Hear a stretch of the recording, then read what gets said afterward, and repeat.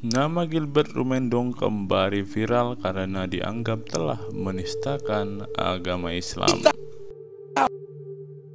Orang Islam diajarin bersih sebelum sembahyang, cuci semuanya. Saya bilang lu 2,5. Gue 10%, bukan berarti gue jorok. Disucikan oleh darah Yesus. Tanpa mereka sadari, ustadz-ustadz mereka lah sebenarnya yang sudah melakukan hal demikian, bahkan lebih parah daripada itu. Apa sebabnya Ustadz? Kalau saya menengok salib menggigil hati saya, setan. Saya tausiah di seberang pulau Batam. 1,5 jam kami sampai. Tapi tak terasa 1,5 jam, karena film yang diputar tenggelamnya kapal Panderwi. Meleleh air mata penonton menengok Zainuddin meninggalkan Hayati. Apa sebabnya? Kata ibu itu mirip macam ini. Saya terlalu terbayang salib, nampak salib, jin kafir sedang masuk. Karena di salib itu ada jin kafir. Dari mana masuknya jin kafir? Karena ada patung. Kepalanya ke kiri apa ke kanan? Ada yang ingat kan? Nah, itu ada jin di dalamnya, jin kafir. Di dalam patung itu ada jin kafir. Makanya kita tidak boleh menyimpan patung. Jin kafir itulah yang mengajak. Makanya kalau keluarga kita di rumah sakit, di dalamnya ada jin kafir itu, tutup itu. Kalau sampai dia sakratul maut, kita tak ada di situ, dia sedang diajak jin kafir. Berhasil. Berapa keluarga orang Islam yang mati dalam keadaan su'ul khatimah, dipanggil jin, haleluya, mati kafir. Karena saya tidak merasa salah dan saya tidak pula ingin merusak persatuan dan kesatuan bangsa. Apa yang dilakukan Ustadz Abdul Somad ini bukanlah sebuah kesalahan, dan hal ini tidak mungkin dapat menghancurkan persatuan bangsa. Abdul Somad, apakah Anda sedang mabuk lem? Siapa yang terberak, yang oek, ya, yang ngisap pentil, minum susu, ya, yang terkencing, yang dibedongi, ya, yang dipretkan dari kemaluan seorang perempuan namanya Maria ataupun Maryam, siapa? Mau begini, sampai anaknya 5. Kau bawa istri. Kalau kamu gini. Kalau kamu berilmu, kita timer aja. 5 anaknya Tuhanmu, ibu Tuhanmu begini. Itu Tuhan semua atau manusia semua? Jawab. Bentar, dengar ya. Kita timer aja. Kau Bukan, masuk di timer aja. mulai menghujat Bukan. Karena ilmumu Kalau saya tanya samamu, dengarkan. Yang keluar dari vagina Maria itu Tuhan semua 5-5-nya atau manusia 5-5-nya? Saya bisa buktikan samamu berdasarkan catatan sejarah dan Alkitab. Saya Maria tanya. hanya melahirkan satu manusia bernama Yesus. Anaknya ada Maria 4 hanya laki. melahirkan satu anak laki-laki. Yakobus. Iya. Yakobus. Bukan, itu Simon. anak dari Yudas. sepupunya, bukan Yusuf. anak kandung. Banyak cerita. Waduh. Pertanyaan Ayo timer saya. biar mainkan data dong. Pertanyaan saya, apakah 5-5-nya ini Tuhan atau 5-5-nya manusia? Jawab. Maria hanya melahirkan satu anak laki-laki bernama Yesus. Ada dalilnya? Saya bisa buktikan dalilnya. Apa? Oke, makanya di timer, dikasih tak waktu. Ditemar kayak dulu poin saya lawan, gak perlu. Saya mau isi kepalamu, Saya udah katakan. Lah yang lain itu. Yesus melahirkan hanya satu, Maria hanya melahirkan satu. Oke, ada 4 nama yang ditulis di situ. 2 nama pertama itu adalah saudara Yesus dari saudara Maria. Jadi bukan anak Maria. Dalam pencatatan silsilah orang Yahudi, kalau pertama kedua itu bukan anak kandung, maka ketiga keempat udah pasti. Karena itu secara filosofis penulisan silsilah. Ayo timer cuma. Goblok dalilnya. Timer. Penyembah Yudas. Ayo timer. Shalom teman-teman, kembali lagi bersama saya di channel Good News. Di dalam channel ini kita akan membahas tentang iman kekristenan. Segala hal yang bersangkut paut dengan iman Kristen akan kita tuangkan di dalam channel ini melalui setiap video-video yang akan diupload melalui channel ini. Baik itu materi-materi tentang sejarah kekristenan, kesaksian murtadin, debat lintas iman, ataupun berita-berita terbaru dari dalam iman kekristenan. Sebelum mulai videonya, saya mohon dukungan teman-teman untuk menekan tombol subscribe, like, share, dan komen agar channel ini dapat berkembang dan dapat memberitakan kabar baik kepada semua orang.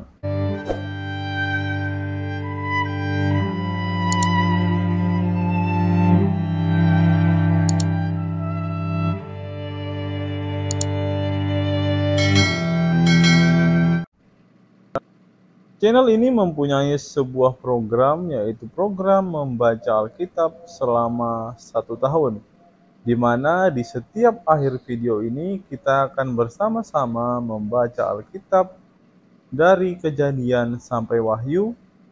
Dalam 1 hari kita akan membaca sebanyak 3 pasal.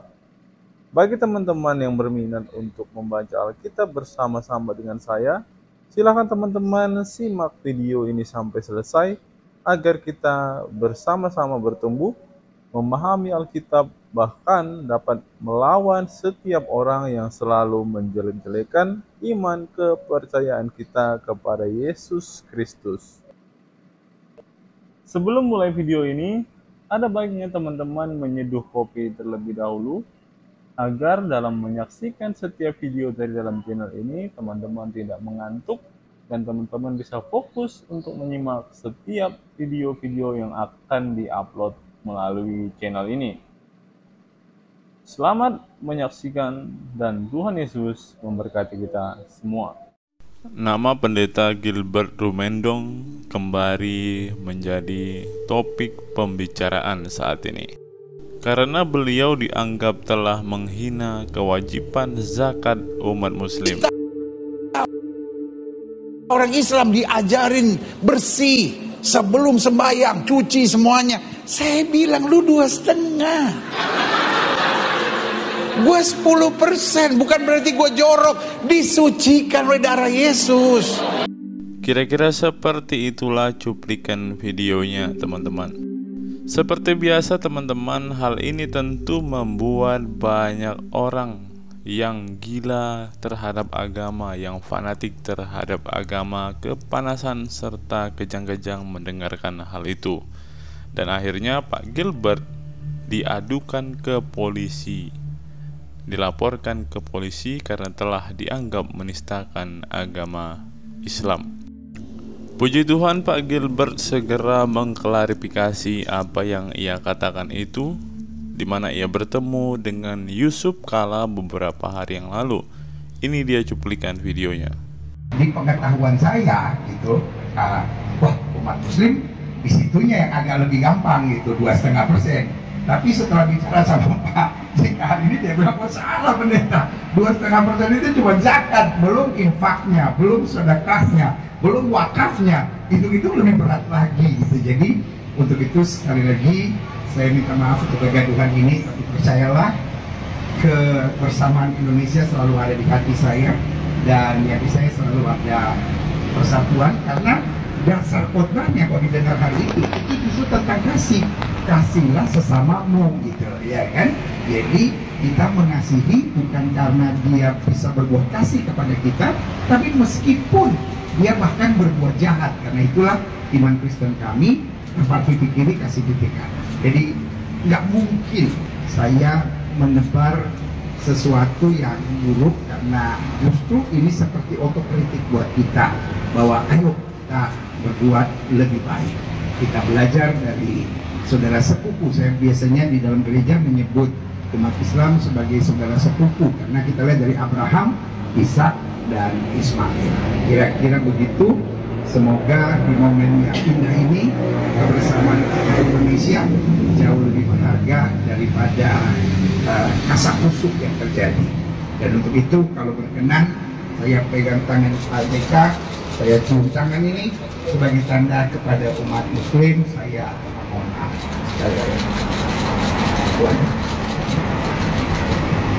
Terima kasih Pak Pendeta. Jadi tadi Pak Pendeta sudah menjelaskan kronologisnya. Kedua, akibat kekadang sudah ditambah. Dan seperti tadi saya jelaskan bahwa Islam dan Kristen dalam hal membantu sesama umat hampir sama. Jadi bukan hanya 2,5% sadakahnya, infaknya, wakafnya itu besar. Jadi itu ya mampu tentunya. Itu dengan pengertian itu maka dipahami bahwa ada kesalahan akibat editan, tentu dapat memahami. Tentu sebagai ketua dewan masjid saya mengerti, dan karena saya mengerti hal itu dan sudah minta maaf dan terima itu agak, tapi tentu tidak lain kali harus baik ya. Harus baik ya. Karena sudah mengerti apa itu Islam. Kita tadi bicara tadi lebih banyak tentang apa itu Islam, dari penjelaskan sama saya apa itu Kristen. Jadi kita sering memahami. Jadi bagi seluruh umat Islam yang sudah melihat video itu, jangan dilihat video itu sebagai hanya itu saja, tapi sebenarnya itu adalah latar belakangnya, ada editan yang kalau itu berbahaya. Tentu mari kita memaafkan karena sudah menjelaskan, sudah minta maaf. Masih video yang cukup memberikan maaf, tapi ada yang meminta maaf sedekahnya juga dan sudah jelaskan, dan bahwa apa artinya tidak lagi membuat seperti itu lagi, pasti kan kita sudah jelaskan tadi. Buat ahli agama yang menjelaskan tentang Islam, jadi itulah sekali lagi terima kasih sudah menjelaskan permintaan maaf dari yang saya dapat. Terima kasih. Kita sudah mendengar klarifikasi dari Pak Gilbert, di mana sebenarnya dia mengatakan hal-hal seperti itu karena dia kurang belajar dan kurang mengetahui tentang Islam, teman-teman. Itulah sebabnya mengapa ia sampai salah berbicara kepada jemaatnya pada saat itu. Tetapi teman-teman, kita bersyukur Pak Gilbert mau mengakui, mau mengatakan kepada publik bahwa ia sudah melakukan hal yang tidak benar di hadapan hukum. Dan puji Tuhan, semuanya selesai setelah klarifikasinya itu ia sampaikan. Inilah yang terjadi di negara kita Indonesia ini, teman-teman. Ketika setiap kita yang dianggap sebagai minoritas melakukan atau salah dalam berkata-kata, banyak orang yang langsung akan kepanasan, banyak orang yang langsung akan kejang-kejang. Apalagi dari kalangan-kalangan Islam yang otaknya sudah dicuci, pasti mereka akan kepanasan dan mereka pasti langsung melaporkan ketika ada perkataan atau hal-hal seperti yang dilakukan oleh Pak Gilbert ini. Tapi anehnya teman-teman, mereka tidak pernah bercermin melihat apa yang terjadi di dalam agama dan pengajaran mereka, di mana ada oknum-oknum bahkan ustadz yang melakukan hal-hal yang saya pikir lebih daripada yang dilakukan oleh pendeta Gilbert ini, teman-teman. Di mana kita tahu bersama ada seorang ustadz yang mengatakan bahwa di salib itu ada jin kafir. Apa sebabnya Ustadz? Kalau saya menengok salib menggigil hati saya, setan. Saya tausiah di seberang pulau Batam. 1,5 jam kami sampai. Tapi tak terasa 1,5 jam karena film yang diputar tenggelamnya kapal Panderwi. Meleleh air mata penonton menengok Zainuddin meninggalkan hayat. Apa sebabnya? Kata ibu itu mirip macam ini. Saya terlalu terbayang salib, nampak salib, jin kafir sedang masuk. Karena di salib itu ada jin kafir. Dari mana masuknya jin kafir? Karena ada patung. Kepalanya ke kiri apa ke kanan? Ada yang ingat kan? Nah itu ada jin di dalamnya, jin kafir. Di dalam patung itu ada jin kafir. Makanya kita tidak boleh menyimpan patung. Jin kafir itulah yang mengajak. Makanya kalau keluarga kita di rumah sakit, di dalamnya ada jin kafir itu, tutup itu. Kalau sampai dia sakratul maut, kita tak ada di situ, dia sedang diajak jin kafir. Berhasil. Berapa keluarga orang Islam yang mati dalam keadaan su'ul khotimah, dipanggil jin, haleluya, mati kafir. Kalau kita mendengarkan apa yang ia katakan, teman-teman, bukankah ini sebuah penghinaan? Bukankah ini sebuah penistaan? Tetapi hal ini tidak pernah dianggap sebuah kesalahan oleh saudara muslim kita. Mereka menganggap ini semua hanya sebagai lelucon. Bahkan Ustadz ini sendiri mengatakan, saya tidak merasa bersalah sama sekali. Apa yang saya lakukan ini adalah sebuah kebenaran. Kenapa diviralkan sekarang? Kenapa dituntut sekarang? Saya serahkan kepada Allah Subhanahu wa Ta'ala. Sebagai warga yang baik, saya tidak akan lari, saya tidak akan mengadu, saya tidak akan takut, karena saya tidak merasa salah dan saya tidak pula ingin merusak persatuan dan kesatuan bangsa. Karena saya tidak merasa salah dan saya tidak pula ingin merusak persatuan dan kesatuan bangsa. Lihatlah apa yang dikatakan Ustadz ini. Ia tidak merasa bersalah sama sekali. Bahkan ia mengatakan apa yang ia lakukan ini dia yakin tidak akan menghancurkan persatuan bangsa. Berikutnya, teman-teman, ada seorang penista agama yang mengatakan hal yang seperti ini. Siapa yang terberak, yang oek, ya, yang ngisap pentil, minum susu, ya, yang terkencing, yang dibedongi, ya, yang dipretkan dari kemaluan seorang perempuan namanya Maria ataupun Maryam, siapa? Contoh berikutnya, teman-teman, yang tidak pernah dilaporkan ke polisi, yang jelas-jelas ia adalah seorang penista agama. Ia adalah ustadz kebanggaan para polemikus Islam. Siapa lagi kalau bukan Ustadz Zuma? Apa yang ia katakan? Mari kita simak video berikut ini. Juga itu Tuhan, berdasar Filipi 2 nomor 6 sampai nomor 8, biji sakar Yesus juga adalah Tuhan. Orang ya. Ketika kamu mempertuhankan Yesus, itu sama dengan kamu sedang menyembah biji sakar. Hah? Jangan. Jangan kau bilang kita menyembah batu seperti itu modelnya. Yang ada yang terbukti adalah Kolose 2 nomor 9. Biologis Yesus, biologis Yesus itu keteknya, selangkangannya, semua yang ada pada diri Yesus, termasuk biji sakarnya itu adalah Theos. Keilahian Allahmu. Oke. Dengan Kolose 2 nomor 9. Oke, semua tubuhnya Yesus adalah Tuhan bagi Kristen. Sekarang saya tanya samamu, di mana kulupnya Yesus yang adalah Tuhanmu juga? Mana kulupnya Yesus? Kulupnya Yesus mana? Bagaimana dengan gurundamu ini, Donditan?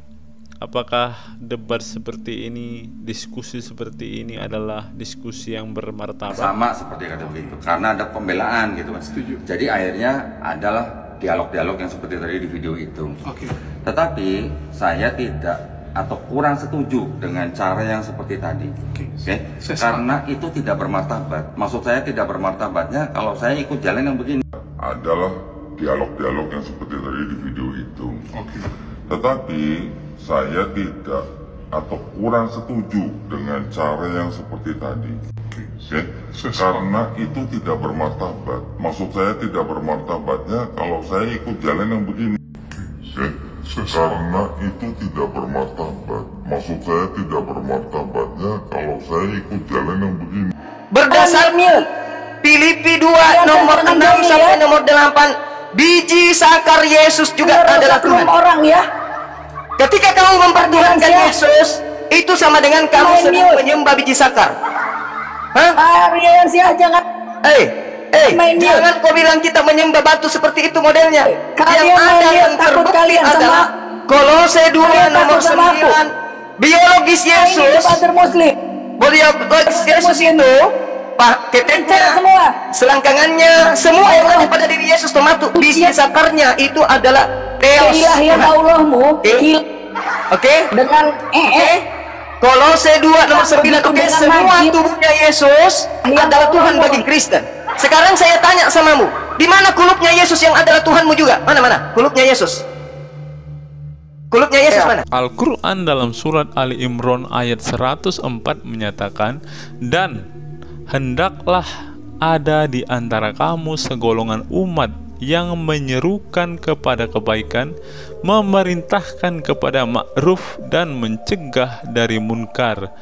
Ayat tersebut terutama pada penggalan dan hendaklah di antara kamu mengindikasikan bahwa tidak semua kita sebagai umat Islam dituntut untuk berdakwah. Tidak boleh orang sembarangan itu berdakwah, apalagi isi dakwahnya itu seperti para mualaf-mualaf itu, di mana mereka di bagian sebelumnya yang kita baca ini teman-teman, dikatakan mereka mengolok-olok bagian prinsipil dari agama yang mereka peluk sebelumnya.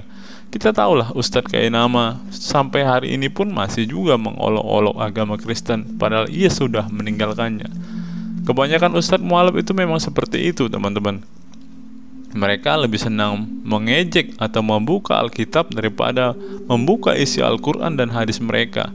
Padahal Al-Quran mereka sendiri dengan jelas hari ini menuliskan bahwa mereka seharusnya mempunyai standar ketika berdakwah itu ya sesuai dengan ayat Al-Quran ini. Harusnya mereka menyerukan kebaikan, memerintahkan kepada ma'ruf dan mencegah kemunkaran. Tetapi pada kenyataannya ustadz-ustadz mualaf ini malah menjelek-jelekan agama mereka sebelumnya teman-teman. Dan juga teman-teman, ternyata di dalam Al-Quran yang lain dinyatakan bahwa dakwah hendaklah oleh orang yang mampu menyampaikan Islam dengan hikmah atau dengan kebijaksanaan, dengan ujaran kebaikan. Dan jika keduanya tidak mungkin, maka harus menggunakan perdebatan. Itulah mengapa mereka selalu ngemis-ngemis untuk berdebat dengan para apologet Kristen. Padahal mereka sebenarnya adalah orang-orang yang tidak mempunyai pengetahuan tentang agama yang mereka peluk. Kriteria seorang pendakwah sebenarnya sudah jelas di sini teman-teman. Ia haruslah seorang yang bijaksana. Isi khotbahnya itu harus ujaran kebaikan. Tetapi pada kenyataannya yang terjadi di Indonesia malah kebalikannya. Seorang penceramah itu seharusnya seperti ini teman-teman. Seorang yang berhikmat atau seorang yang bijaksana, juga seorang yang bisa memberikan ujaran kebaikan. Harusnya seperti itu pendakwahnya. Tetapi di Indonesia, khususnya ustadz-ustadz mualaf ini, mereka tidak seperti itu. Pada kenyataannya mereka adalah orang yang suka menjelek-jelekan agama yang mereka percaya sebelumnya. Jika mereka pindah dari Katolik, ya mereka menjelekan Katolik. Jika mereka pindah dari Kristen, ya mereka menjelekan ajaran Kristen. Seharusnya mereka tidak layak untuk diberikan panggung untuk berdakwah, karena mereka sama sekali bukan seorang yang bijaksana, dan isi ceramah mereka juga bukan sebuah ujaran kebaikan, tetapi ya isinya hanya menjelek-jelekan Alkitab, menafsirkan Alkitab semaunya. Bahkan beberapa ustadz mualaf mengatakan bahwa Yesus menikah, Yesus selingkuh, Yesus berzina, dan lain sebagainya. Inilah yang dilakukan oleh para mualaf ini teman-teman. Model dakwah yang dilakukan oleh para mualaf di atas dengan menjelek-jelekan agama mereka sebelumnya, itu akan menimbulkan efek yang lebih buruk lagi bagi umat Islam sendiri. Apalagi bila umat yang agamanya diburuk-burukkan. Jika kita memakai pertimbangan Islam, Al-Quran sendiri melarang kita menjelek-jelekan sesembahan agama lain, tapi sampai sekarang masih saja ada ustadz-ustadz yang melakukan hal ini kan teman-teman. Dalam keadaan biasa pun, dalam keadaan biasa maupun dalam keadaan berdakwah, tidak menghapus larangan untuk menjelek-jelekan sesembahan agama lain. Sesembahan agama lain saja tidak diperbolehkan untuk dijelek-jelekan, apalagi Tuhan Ahlul Kitab. Persisnya dalam surat Al-An'am ayat 108 menyatakan, dan janganlah kamu memaki, lihat teman-teman, janganlah kamu memaki sesembahan-sesembahan yang mereka sembah selain Allah, karena mereka nanti akan memaki Allah dengan melampaui batas pengetahuan. Demikianlah kami jadikan setiap umat menganggap baik pekerjaan mereka. Kemudian kepada Tuhan merekalah kembali mereka. Lalu Dia memberitakan kepada mereka apa yang dahulu mereka kerjakan. Seorang mufasir klasik yang sangat kredibel, Ibnu Katsir, dalam tafsirnya, tafsir Ibnu Katsir menjelaskan bahwa Rasulullah melarang orang-orang beriman untuk membenci hal-hal yang disembah oleh kaum politeis musyrik, meskipun hal itu bisa mendatangkan kebaikan. Mengapa demikian? Rasulullah memandang jika perbuatan tersebut justru akan menimbulkan kemudaratan yang jauh lebih besar daripada kemaslahatan. Tafsirnya, Ibnu Katsir menjelaskan jika Rasulullah merasakan bahwa perbuatan caci maki tersebut justru akan menimbulkan balasan yang lebih keras dari kaum musyrik untuk mencaci maki Allah SWT. Padahal Allah adalah Tuhan yang Maha Suci dan Maha Mulia. Kita lihat dalam tafsir Ibnu Katsir juz 7 halaman 268. Saling balas caci mencaci tentang sesembahan adalah hal yang oleh Rasulullah anjurkan untuk dihindarkan, karena hal tersebut menyebabkan daur kebencian. Titik 2 ini bang. Ayo. Titik 2 kan mau begini sampai anaknya 5. Kau bawa istri. Kalau kamu gini. Kalau kamu berilmu, kita timer aja. 5 anaknya Tuhanmu, ibu Tuhanmu gini. Itu Tuhan semua atau manusia semua? Jawab. Bentar, dengar ya. Kita timer aja. Bukan, di timer aja. Mulai menghujat bukan. Karena ilmumu Kalau saya tanya samamu, dengarkan. Yang keluar dari vagina Maria itu Tuhan semua 5-5-nya atau manusia 5-5-nya? Saya bisa buktikan samamu berdasarkan catatan sejarah dan Alkitab. Saya Maria hanya melahirkan satu manusia bernama Yesus. Anaknya ada Maria hanya melahirkan satu anak laki-laki. Yakobus. Iya. Yakobus. Bukan, itu Simon. anak dari sepupunya, bukan anak kandung. Banyak cerita. Waduh. Pertanyaan Ayo timer saya. biar mainkan data dong. Pertanyaan saya, apakah 5-5-nya ini Tuhan atau 5-5-nya manusia? Jawab. Maria hanya melahirkan satu anak laki-laki bernama Yesus. Ada dalilnya? Saya bisa buktikan dalilnya. Apa? Oke, makanya di timer, dikasih tak waktu. Di timer kayak dulu PowerPoint saya lawan, gak perlu. Saya mau isi kepalamu, Saya udah katakan. Yang lain itu. Yesus melahirkan hanya satu. Maria hanya melahirkan satu. Oke, ada 4 nama yang ditulis di situ. 2 nama pertama itu adalah saudara Yesus dari saudara Maria. Jadi bukan anak Maria. Dalam pencatatan silsilah orang Yahudi, kalau pertama kedua itu bukan anak kandung, maka ketiga keempat udah pasti. Karena itu secara filosofis penulisan silsilah. Ayo timer cuma. Goblok dalilnya. Timer. Penyembah Yudas. Ayo timer.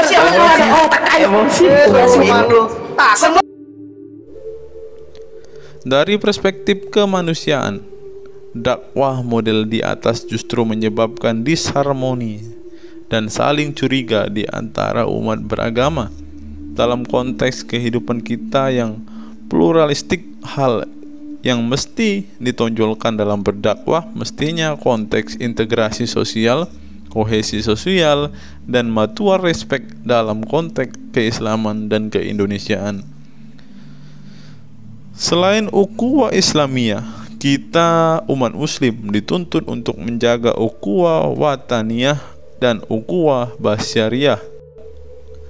Sebagai muslim, kita tidak diikat oleh persaudaraan antara sesama pemeluk Islam saja, namun pada tingkat yang sama kita juga diikat oleh persaudaraan antar warga negara dan persaudaraan antar manusia. 3 model persaudaraan itu harus kita jaga selalu. Baca Lukas 1. Tidak mengerti. Baca Lukas 1, baca. Baca. Mengimani Injil tetapi Baca. bicara tentang Injil. Botak percuma botak. Tidak usah bicara tentang Yesus dan tentang firman. Lukas 1 abangku yang pinter. Tidak ada Lukas bicara begitu. Baca. Makanya kau jangan coba ayat. Baca. Tidak salah. Saya baca Efesus, kau kasih ayatnya kan. Itu untuk menyelawati Anda karena dari tadi pucat. Kau memang bodoh, tidak tahu dirimu. Baca Lukas 1. Tidak. Berani baca Lukas 1, berani? Kau sok-sokan aja mencomot-comot ayat. Berani baca Lukas 1? Makanya jangan sok-comot ayat kita. Berani baca Lukas 1? Bicara tentang Yesus. Jangan bicara tentang Kristen. Berani baca Lukas 1? Tentang Yesus dan Kristen. Jalankan saja agamamu dengan baik. Tidak usah kau bicara tentang Yesus dan Kristen. Hadapkan saya dengan pendeta yang paling hebat. Sakika, otakmu di mana? Baca Lukas 1. Coba Baca. Itu bukan logika dong. Baca Lukas 1. Tidak berawal, tidak bermula, itu bukan logika, tapi dogma. Maaf ya, maaf saya mengatakan Anda bodoh karena memang fakta ya. Sorry, Ya, sorry. saya juga mengatakan Anda bego karena Anda memang bego. Baca Lukas 1 untuk menentukan Anda atau saya yang bego. Tidak usah bicara tentang udahlah. kau sudah salah tadi. Udahlah katanya. Udahlah. Kenapa Anda gak berani baca Lukas 1? Kenapa? Kenapa? Karena saya sudah bilang yang kau ucapkan itu bukan Lukas 1. Lalu? Tidak perlu saya baca karena kau sudah salah-salah comot ayat. Nah inilah. Apakah Tuhan kita itu seperti apa? Saya hanya berpesan bahwa Indonesia ini akan indah kalau kita hidup dengan iman kita masing-masing. Itu saja. Oke Bang Zuma. Salam nanti kapan-kapan kalau ke Jakarta berkabar, kita ngopi-ngopi makan enak, yang pasti tidak makan haram.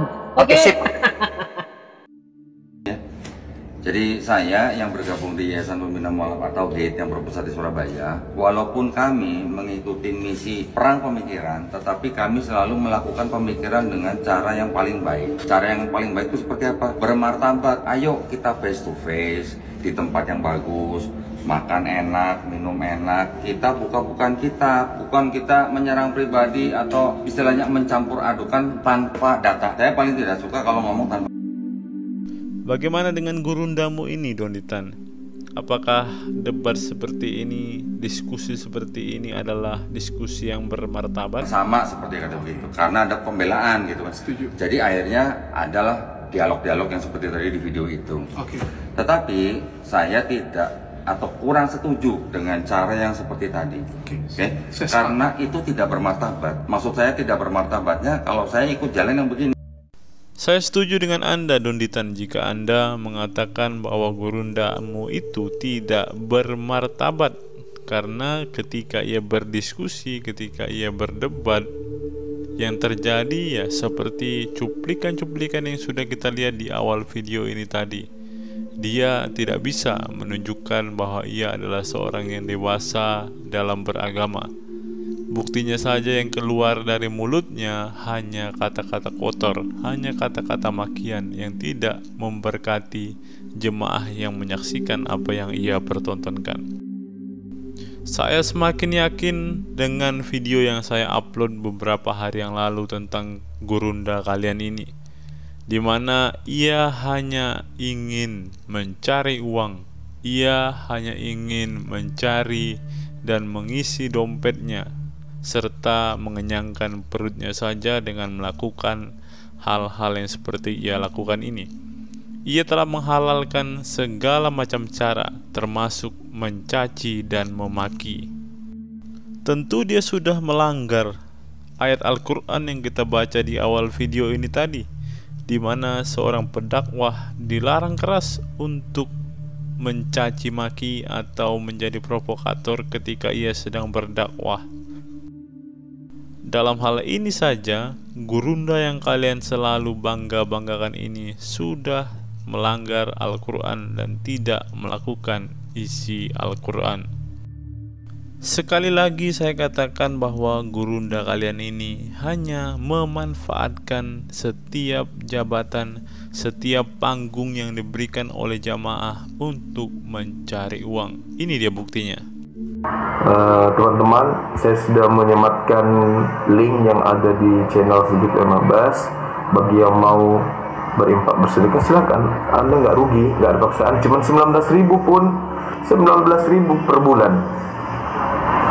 Tapi 19.000 per bulan ini, kalau netizen kita itu 318.000 kali 19.000, kita bisa bikin pesantren besar.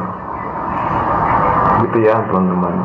Anggap saja koin 1.000 per hari dikumpul 1.000 kan 30.000-nya per hari kan, per bulan. Tapi enggak minta 30.000, cuma 19.000 itu ada di YouTube Zulkifli M.Abbas. Silakan dilihat di sana.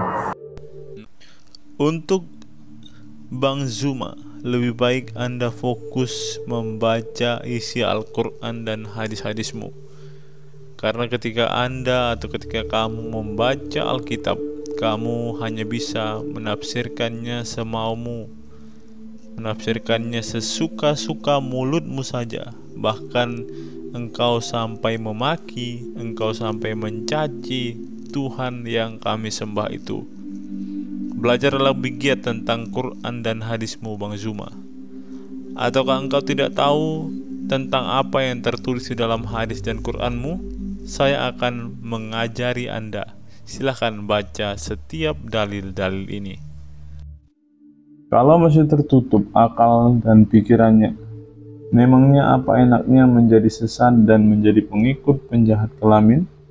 Walaupun kemudian berusaha nempel dan berkolaborasi dengan imam Kristen dengan dalih, kami mencintai Isa atau Yesus kalian. Pernyataan ini semuanya omong kosong menurut kiamat.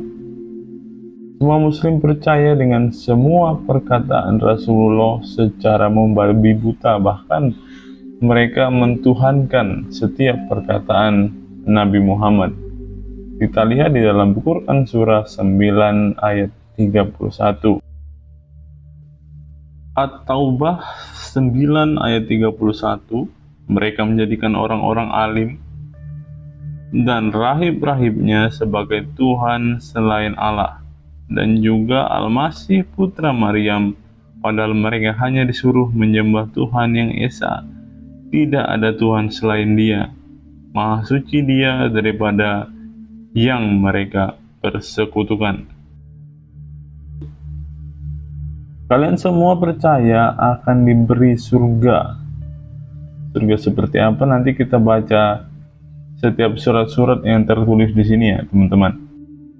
Quran surah 56 Waqiah ayat yang ke-35, kami menciptakan mereka bidadari-bidadari itu secara langsung. Ayat yang ke-36, lalu kami jadikan mereka perawan-perawan. Kemudian dari Quran surah 78 ayat yang ke-33, dan gadis-gadis belia yang sebaya.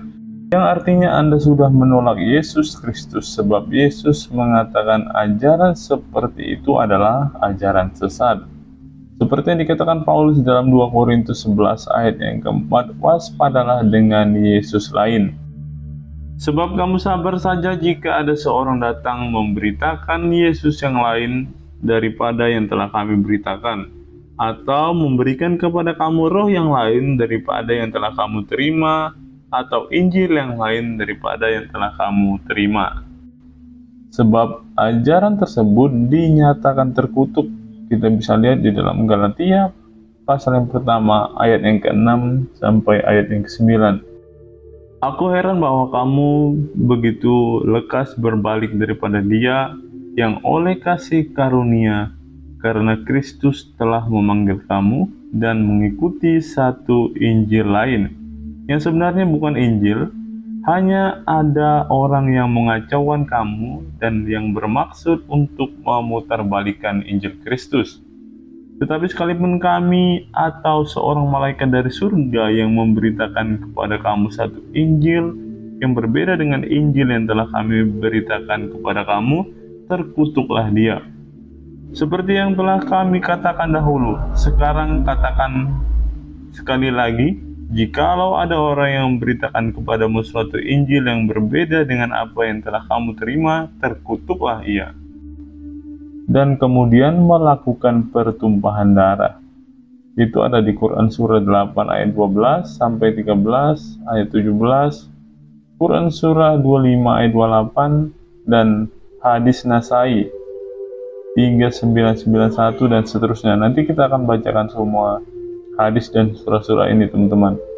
Quran surah 8 ayat 12 sampai ayat yang ke-13. Ingatlah ketika Tuhanmu mewahyukan kepada para malaikat, sesungguhnya aku bersama kamu, maka teguhkanlah pendirian orang-orang yang telah beriman.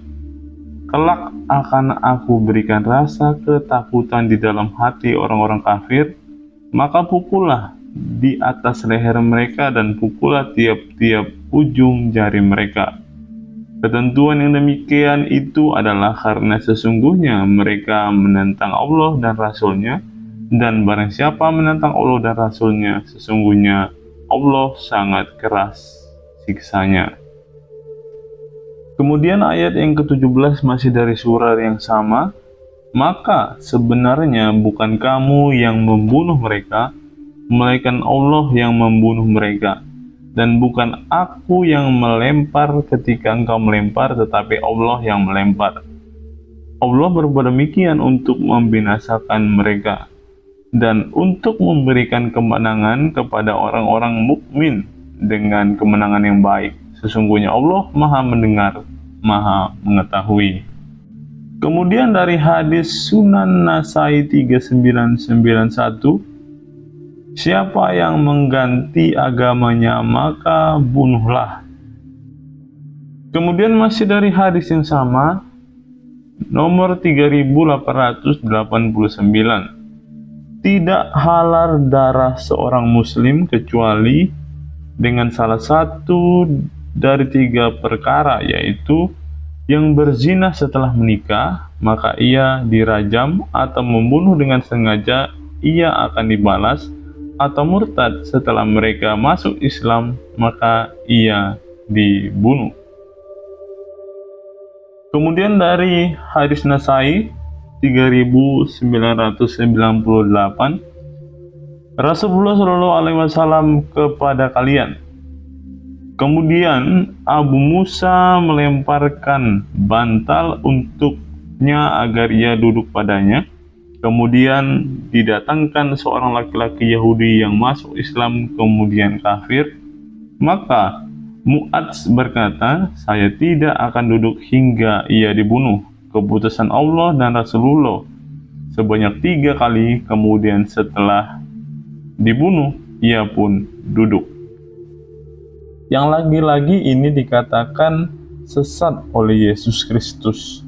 Kita nanti bacakan di dalam, kita baca di dalam Yohanes 16 ayat yang kedua. Yohanes 16 ayat yang kedua, kamu akan dikucilkan, bahkan akan datang saatnya bahwa setiap orang yang membunuh kamu akan menyangka bahwa ia berbuat bakti bagi Allah. Apabila diajarkan membunuh diberi pahala. Hadis Bukhari 4669. Hadis Bukhari 4669. Pada akhir zaman nanti akan datang suatu kaum yang muda usianya lagi bodoh. Mereka berkata-kata dengan kebaikan, akan tetapi mereka keluar dari Islam sebagaimana meluncurnya anak panah dari busurnya. Keimanan mereka tidaklah melewati batas tenggorokan, tidak meresap dalam hati. Karena itu, dimanapun kalian menemukannya, maka bunuhlah mereka. Karena sesungguhnya membunuh mereka merupakan pahala, yakni pahala pada hari kiamat bagi mereka yang membunuh mereka. Dan kemudian diwajibkan memerangi yang tidak beriman. Hadis Bukhari 24. Aku diperintahkan untuk memerangi manusia hingga mereka bersaksi tidak ada ilah kecuali Allah dan bahwa sesungguhnya Muhammad adalah utusan Allah, menegakkan sholat, menunaikan zakat. Jika mereka melakukan yang demikian, maka mereka telah memelihara darah dan harta mereka dariku kecuali dengan hak Islam, dan perhitungan mereka ada pada Allah. Tanpa penolakan kepada Allah dan Muhammad sampai yang kafir itu masuk Islam dan mendirikan sholat. Quran surah 9 ayat 5 dan ayat yang ke-29.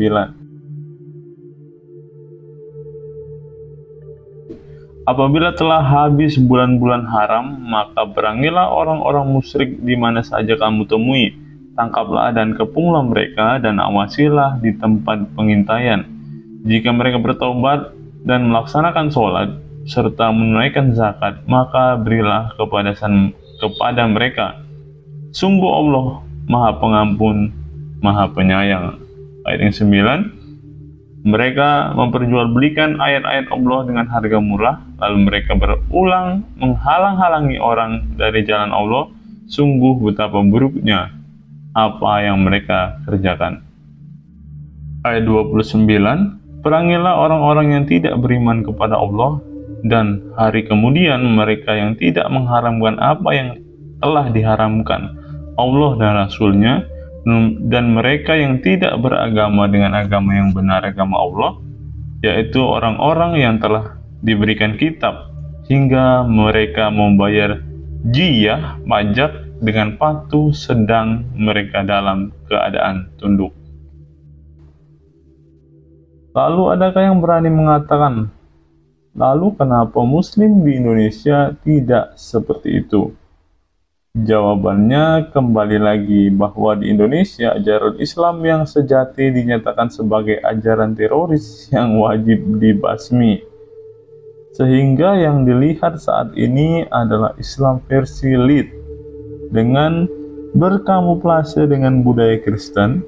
Walaupun begitu, tetap dengan jelas kita bisa melihat akar pengajaran ini dari sejarah dan belahan negara Timur Tengah yang mengalami pertumbuhan teroris yang begitu signifikan dengan diterapkannya hukum Islam. Namun, masih saja dengan tidak bertanggung jawab khalayak umum mengatakan itu oknum. Hal ini sungguh-sungguh konyol. Itulah kenapa ajaran sesat yang selalu diupayakan ditutup-tutupi seperti bunglon, dan virus ekstrim ini harus dibongkar.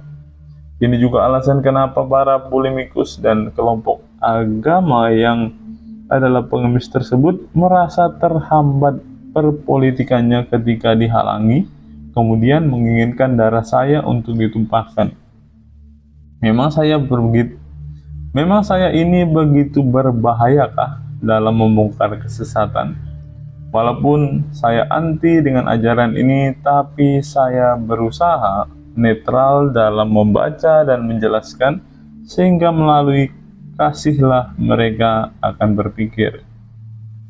Apakah sampai tahap ini masih ada yang berani-beraninya mengatakan saya ini menghujat dan menista?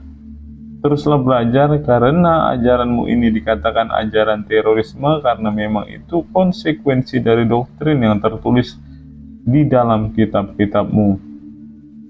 Lalu definisi seorang yang menyukai anak di bawah 18 tahun di Indonesia dikategorikan sebagai pedofil. Kita bisa lihat di dalam Undang-Undang Dasar Nomor 35 Tahun 2014 Pasal 1 Ayat 1. Negara, pemerintah daerah, masyarakat, keluarga, orang tua, wali, dan lembaga sosial menjamin perlindungan anak dalam memeluk agamanya. Perlindungan anak dalam memeluk agamanya sebagai dimaksudkan pada ayat 1. Pertama, meliputi pembinaan, pembimbingan, dan pengamalan ajaran agama bagi anak. Apakah kalau kemudian fakta ini saya gunakan untuk menyebutkan ajaran Islam, apakah dikategorikan menista? Fakta itu pahit. Apalagi Muhammad mengatakan anaknya Fatimah ketika berusia 15 tahun sebagai anak kecil ketika hendak dinikahi oleh kedua mertua Muhammad, yakni Umar, Abu Bakar. Nanti kita bacakan hadisnya di dalam hadis Nasai 3169. Artinya dapat diambil kesimpulan bahwa budaya saat itu mengatakan Aisyah yang berumur 9 tahun ya berhubungan atau bersetubuh atau bersenggama dengan Rasulullah merupakan praktek pedofil menurut mulut Rasulullah sendiri, yang bahkan umurnya masih 0,6 kali lebih kecil dari 15 tahun. Hadis Nasai 3169, sesungguhnya ia masih kecil, lalu Ali melamarnya dan beliau menikahinya dengan Ali. Sedangkan bila dikaji dari budaya perkawinan kuno di timur, umumnya seorang menikah di atas 12 tahun. Di sini kita tahu bahwa memang yang dilakukan Rasulullah dapat membuat Aisyah menjadi mandul menurut ilmu kesehatan.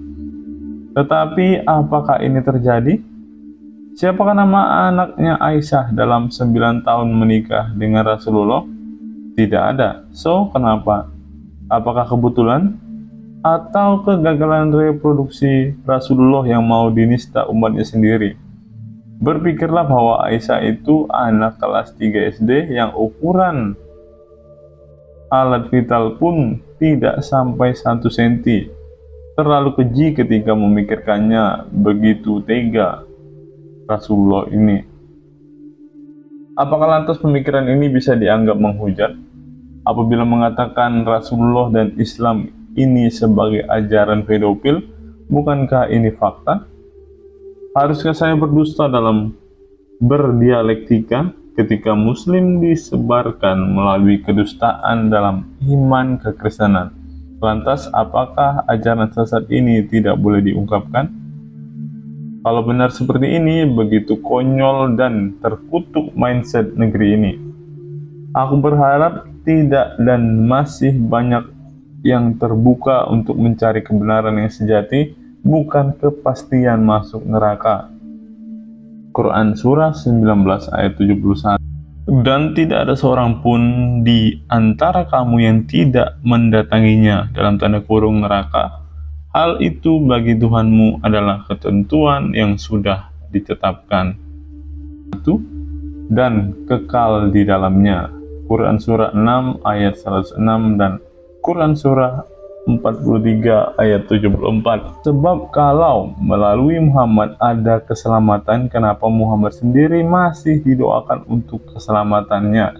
Quran Surah 33 ayat 56. Perhatikan kata per kata, terutama kata ini, wasalimu, yang artinya mohonkan keselamatan.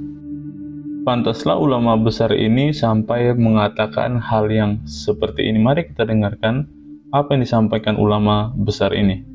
Tidak benar, saya ulangi, tidak benar bahwa Nabi Muhammad sudah dapat jaminan surga.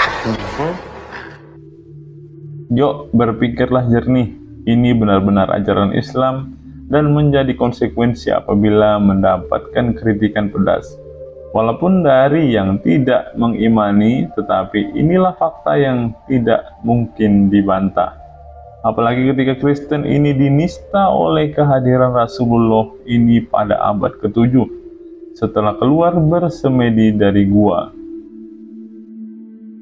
Oke, kembali saya fokus merespon. Begitu hinanya ajaran ini saudaraku yang terkasih, sampai-sampai melakukan pengancaman kepada keluarga yang bahkan saya tidak kenal. Dan mereka pun tidak tahu menau akan ajaran Islam seperti ini. Dan kemudian mempersekusi dan merasa terzolimi. Begitu bodohnya dengan cara mendesak keluarga Victory untuk kemudian anaknya disebut untuk mengaku bahwa dia sebagai kiamat. Ini jokes teroris terkocak tahun ini. Saran saya kepada keluarga tersebut, laporkan saja ke pihak kepolisian. Angkut saja masyarakat yang ikut mendukung, termasuk Pak RT, organisasi seperti ZCC, API, dan seluruh organisasi masyarakat lainnya yang terkait dalam persekusi kepada keluarga yang bersangkutan, untuk kemudian dikenakan segala delik hukum yang berlaku di negeri ini. Saya yakin kalau hukum di Indonesia ini masih punya harga diri karena ajaran kadal gurun seperti dinista juga oleh hukum di Indonesia dan banyak negara dunia yang demikian, karena memang ajaran ini lebih kejam daripada kelakuan penyembah setan. Intinya ya para kambing atau kaum bingung, jangan mimpi tahu siapa saya ya. Kalau tantangan terbuka saya untuk pembuktian yang bisa disaksikan banyak umat beragama, tidak bisa dibantah oleh satupun petinggi Islam. Berpikirlah realistis, mau habis-habisan bikin laporan sebanyak apapun dan mencari dukungan kepada siapapun, laporan kalian hanya akan terus dibuang ke polisian, karena begitu menjijikkan di mata ahli hukum. Apalagi ketika pemimpin hukum sipil di negeri ini juga menentang ajaran Islam, dari menggauli dan menghamili pembantu, pedofil, persekusi, perdagangan manusia, dan segala kejahatan yang harus diteladani secara sempurna dari Nabi Muhammad. Untuk kalian yang ingin tahu siapa saya, cukup ikuti tantangan terbuka saya. Hai umat Islam, bisakah kalian membuktikan secara ilmiah bahwa saya menghujat? Ini nih agama yang ngeri banget, lempar setan pakai batu. Kita bisa lihat di dalam hadis Bukhari 1573. Lempar orang kafir kok bisa pakai bom? Subhanallah, sangat cerdas logika berpikirnya. Buat yang suka takiyah, kalau mereka tidak mempresentasikan Islam, ini saya kasih landasan dalilnya secara lengkap. Pertama, menurut Al-Quran, agama fitrah manusia adalah Islam. Kita bisa lihat di dalam Quran surah 21 ayat yang ke-92. Sehingga yang berbeda ini secara tidak disadari mengalami murtad dan kekafiran. Yang kedua, memerangi orang kafir. Quran surat 9 ayat 123. Sampai beriman atau kembali menjadi fitrahnya yakni Islam. Quran surah 9 ayat 5. Yang ketiga, membunuh dalam Islam itu dilarang, tetapi bisa diperbolehkan dan dibenarkan dengan alasan yang benar, yakni salah satunya ketika murtad. Teman-teman bisa melihat di dalam hadis-hadis yang tertulis di dalam layar ini ya teman-teman. Dan orang-orang yang tidak mempersekutukan Allah dengan sembahan lain dan tidak membunuh orang yang diharamkan Allah kecuali dengan alasan yang benar, dan tidak berzina, dan barang siapa melakukan demikian itu, niscaya dia mendapat hukuman berat. Mereka ingin agar kamu menjadi kafir sebagaimana mereka telah menjadi kafir, sehingga kamu menjadi sama dengan mereka. Janganlah kamu jadikan dari antara mereka sebagai teman-temanmu sebelum mereka berpindah jalan kepada Allah. Apabila mereka berpaling, maka tawanlah mereka dan bunuhlah mereka dimanapun mereka kamu temukan. Dan janganlah kamu jadikan seorang pun dari antara mereka sebagai teman setia dan penolong. Siapa mengganti agamanya, maka bunuhlah. Tidak halal darah seorang muslim kecuali salah satu dari 3 perkara, yaitu seorang yang berzina setelah menikah, maka ia dirajam, atau membunuh dengan sengaja, maka ia akan dibalas, atau murtad setelah mereka masuk Islam, maka ia dibunuh. Rasulullah SAW kepada kalian. Kemudian Abu Musa melemparkan bantal untuknya agar ia duduk padanya. Kemudian didatangkan seorang laki-laki Yahudi yang masuk Islam kemudian kafir. Maka Mud'ad berkata, saya tidak akan duduk hingga ia dibunuh. Keputusan Allah dan Rasulnya sebanyak 3 kali. Kemudian setelah dibunuh, ia pun duduk. Janganlah kalian mengazab dengan azab Allah, tetapi aku akan memerangi mereka sebagaimana sabda Rasulullah SAW, barang siapa mengganti dianya, maka bunuhlah ia.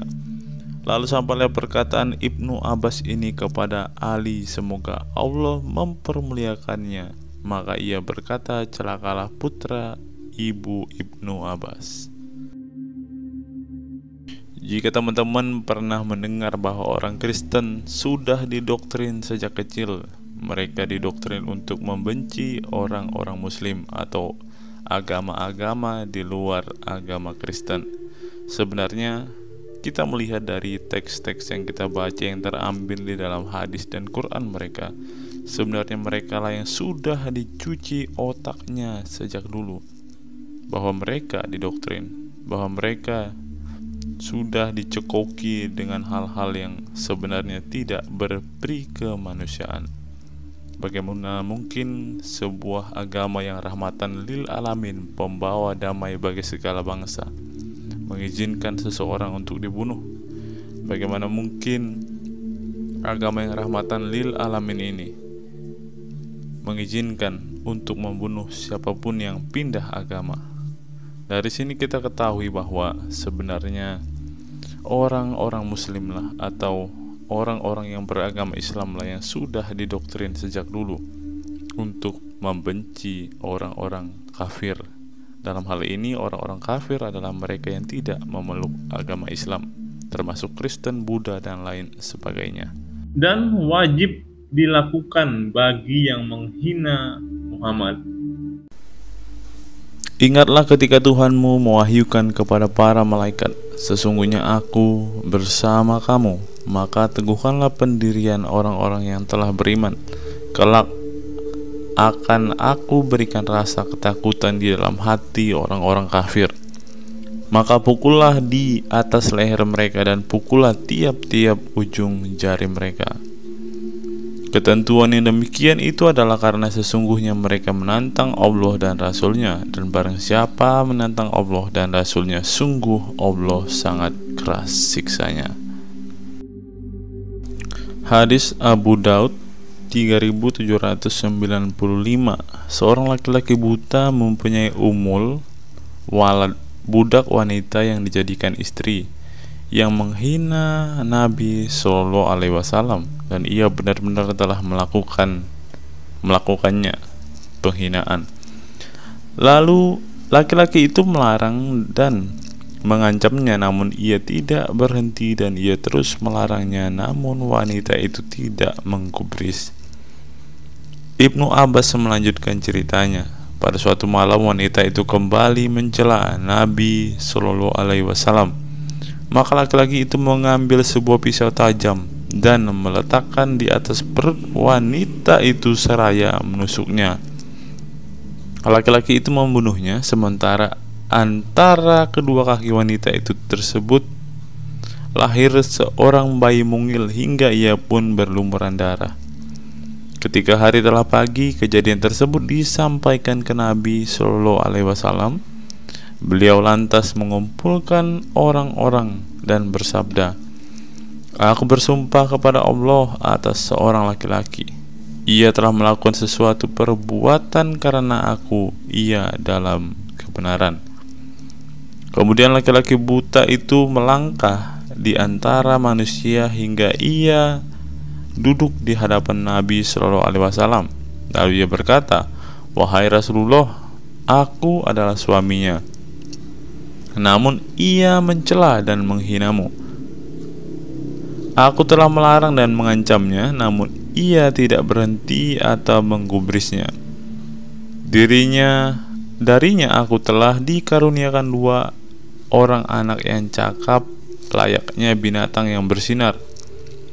Wanita itu sangat sayang kepadaku, namun tadi malam ia mencela dan menghinamu. Lantas aku mengambil pisau tajam. Pisau itu aku letakkan di atas perutnya dan aku tusukkan hingga mati. Nabi Shallallahu Alaihi Wasallam bersabda, ketahuilah darah wanita ini adalah sia-sia, dalam tanda kurung halal.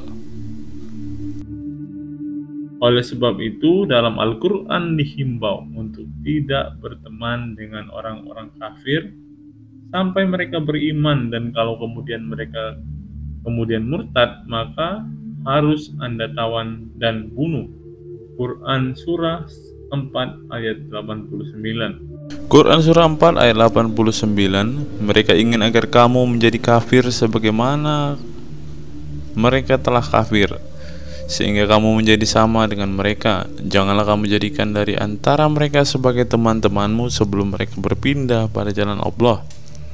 Apabila mereka berpaling, maka tawanlah mereka dan bunuhlah mereka dimanapun mereka kamu temukan, dan janganlah kamu jadikan seorang pun di antara mereka sebagai teman setia dan penolong. Yang keempat, membunuh orang murtad adalah solusi terbaik mendapatkan pahala di hari kiamat untuk mendapatkan surga secara mudah dan mutlak. Pada akhir zaman nanti akan datang suatu kaum yang muda usianya lagi bodoh. Mereka berkata-kata dengan kebaikan, akan tetapi mereka keluar dari Islam sebagaimana meluncurnya anak panah dari busurnya. Keimanan mereka tidaklah melewati batas tenggorokan, tidak meresap dalam hati.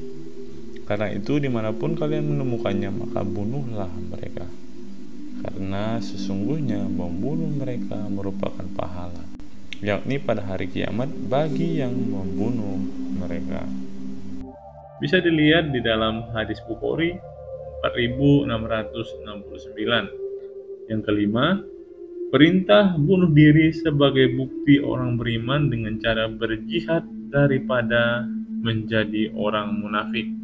Kita lihat di dalam Quran Surat 4 ayat 66 sampai 67. Dan sekalipun telah kami perintahkan kepada mereka, bunuhlah dirimu atau keluarlah kamu dari kampung halamanmu, ternyata mereka tidak akan melakukannya, kecuali sebagian kecil dari mereka. Dan sekiranya mereka benar-benar melaksanakan perintah yang diberikan, niscaya itu lebih baik bagi mereka yang lebih menguatkan. Dan dengan demikian pasti kami berikan kepada mereka pahala yang besar dari sisi kami. Di sini ada sebuah catatan, bagaimana mungkin membunuh dan bunuh diri dilakukan bersamaan. Tidak lain, tidak bukan adalah dengan bom bunuh diri. Kemudian yang keenam, teman-teman, kaum muslimin sangat diteror dengan gambaran neraka yang digambarkan dengan begitu mengerikan. Kita bisa lihat di dalam Quran Surah 2 ayat 24 dan masih banyak lagi yang lainnya. Yang ketujuh, salah satu penerima umat Islam yang terberat karena tidak ada penebusan atau anugerah keselamatan, sehingga meyakini bahwa semua yang berdosa akan masuk ke neraka pun disiksa. Kita bisa lihat di dalam Quran Surat 19 ayat 69 sampai yang ke-72, dan kemudian baru dikeluarkan dan dipindahkan ke surga. Hadis Bukhari 6075. Kemudian yang ke-8, ada juga pandangan neraka yang mengerikan bahwa lamanya di neraka adalah kekal. Itu terdapat di dalam Quran Surah 6 ayat 128 dan masih banyak ayat-ayat lagi yang lainnya. Dan itu juga terdapat di dalam hadis Ahmad 5721. Yang ke-9, teman-teman, mereka yang mati syahid diiming-imingi mendapatkan 6 kepastian. Yang pertama, seluruh dosa dihapuskan. Yang kedua, diberi kedudukan di surga. Yang ketiga, diselamatkan dari siksa kubur. Yang keempat, dibebaskan dari ketakutan besar. Yang kelima, diberi perhiasan. Yang keenam, dikawinkan dengan 72 kerabat wanita atau bidadari. Ini bisa kita lihat di dalam hadis Ibnu Majah 2789. Sebagai catatan, teman-teman, Ancaman seperti ini menjadi pintu yang tertutup, karena bagi Muslim yang kemudian mendalami agamanya, pasti satu-satunya kepastian dengan mengejar mati syahid. Selain kepastian surga sekaligus kepastian lolos dari neraka, apalagi mendapatkan janji kenikmatan yang di luar nalar BMKG. Intinya, imani saja. Yang ke-10, teman-teman. Yang ke-10, diberikan kekuatan seks 100 kali lipat dari sebelumnya di bumi. Kita bisa lihat di dalam hadis Tirmizi 2459. Orang beriman kelak di surga diberi kekuatan bersetubuh seperti ini dan seperti itu.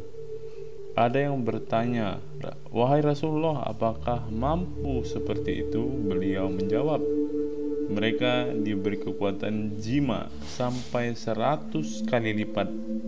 Yang ke-11, di surga diberikan bidadari berdada montok, cantik jelita, dan muda usianya. Teman-teman bisa lihat di dalam Quran surah 78 ayat 33, yang didapati perawan ketika digauli. Bisa juga lihat di dalam Quran surah 56 ayat 35 sampai 36, dan kemudian teman-teman bervagina rapat dan berpenis kencang. Teman-teman bisa lihat di dalam hadis Ibnu Majah 4328. Tidaklah seorang hamba yang dimasukkan ke dalam surga melainkan Allah Azza wa Jalla akan menikahkan dengan 72 istri, 2 istri dari bidadari dan yang 70 dari warisannya penduduk neraka, istrinya penghuni neraka yang masuk surga. Dan tidaklah salah seorang dari mereka melainkan memiliki vagina yang rapat dan ia memiliki penis yang tidak loyo. Khalid bin Hashim berkata, maksud dari warisannya penduduk neraka adalah laki-laki yang masuk neraka kemudian mereka mewarisi istrinya untuk penghuni surga sebagaimana Fir'aun mewarisi istrinya. Sunnah Rasul wajib diimani dan tidak boleh dicela. Kita bisa lihat di dalam hadis Ibnu Hibban nomor 17. Karena menolaknya membuat Nabi Muhammad murka sehingga mereka yang menolaknya dimasukkan ke dalam neraka. Kemudian yang ke-12, karakter hendak bunuh diri saat kemungkaran datang itu secara nggak langsung sudah dilakukan, disunahkan oleh Muhammad. Walaupun saat itu sudah berkali-kali melakukan pencobaan bunuh diri dengan lompat dari gunung, tidak sampai dilakukan. Tindakan ini tidak mungkin dicela oleh muslim seluruh dunia karena Muhammad adalah suri tauladan yang sempurna. Quran surah 33 ayat 21. Bagaimana cara moral saat ini dapat diterapkan untuk mereka yang telah membaca dalil-dalil dan logika yang sudah saya paparkan secara terperinci tersebut? Apalagi ketika Allah memerintahkan untuk terus menolong agamanya sebagai bentuk apresiasi orang beriman. Teman-teman bisa baca di dalam ayat-ayat berikut ini.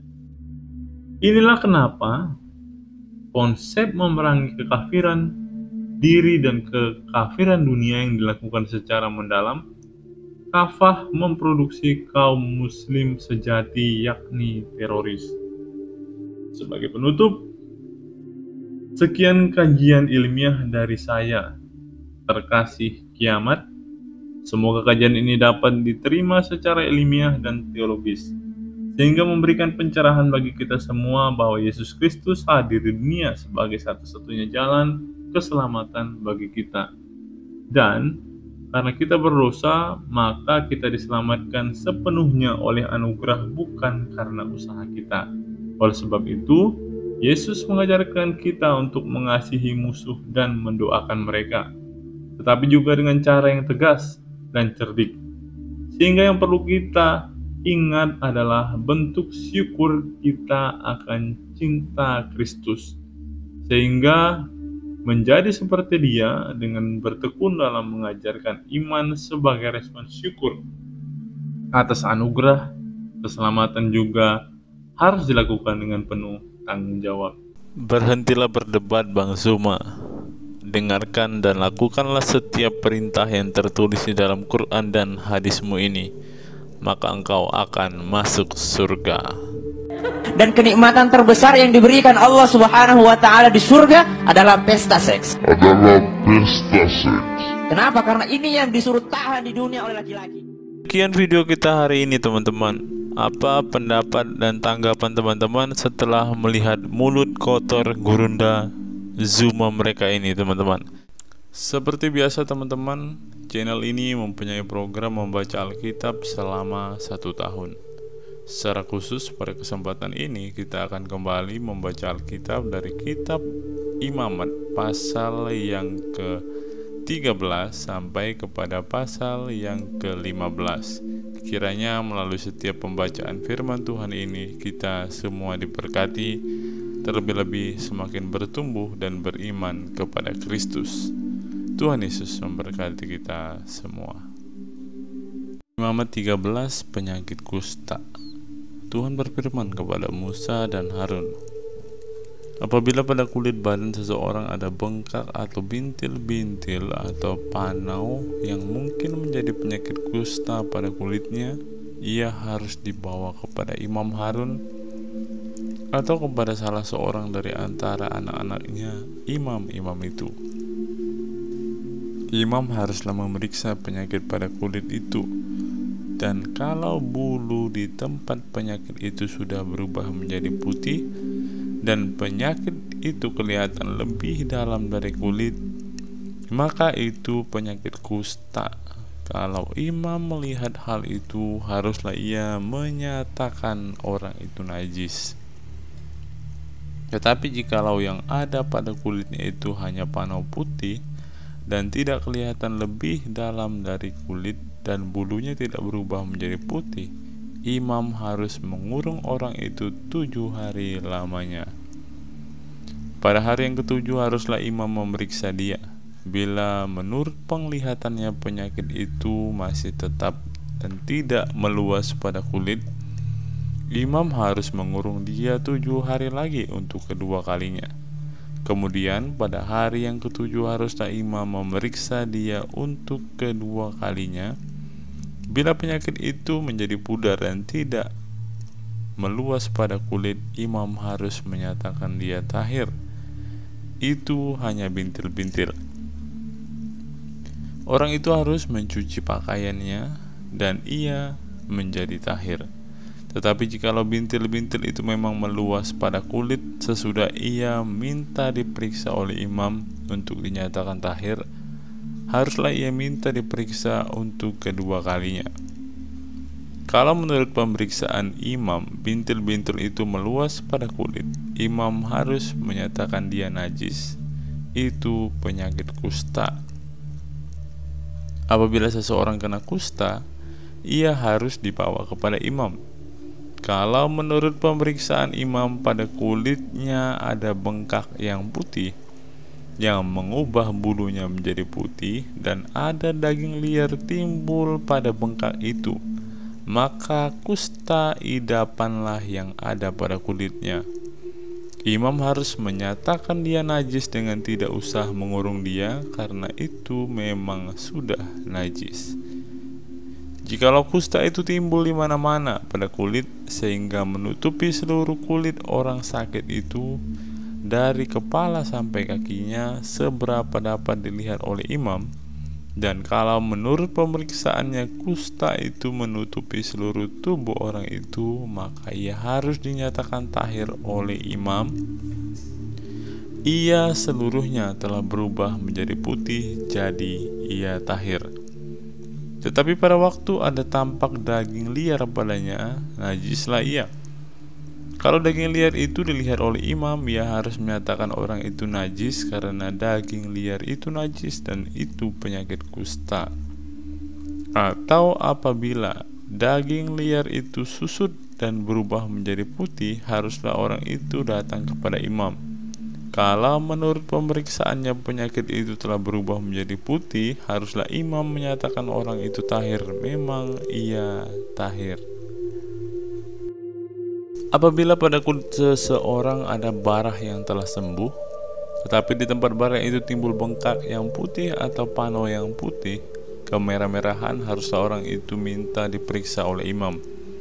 Kalau menurut pemeriksaannya pano itu kelihatan lebih dalam daripada kulit dan bulunya telah berubah menjadi putih, maka imam harus menyatakan orang itu najis karena penyakit kusta lah yang timbul di dalam barah itu.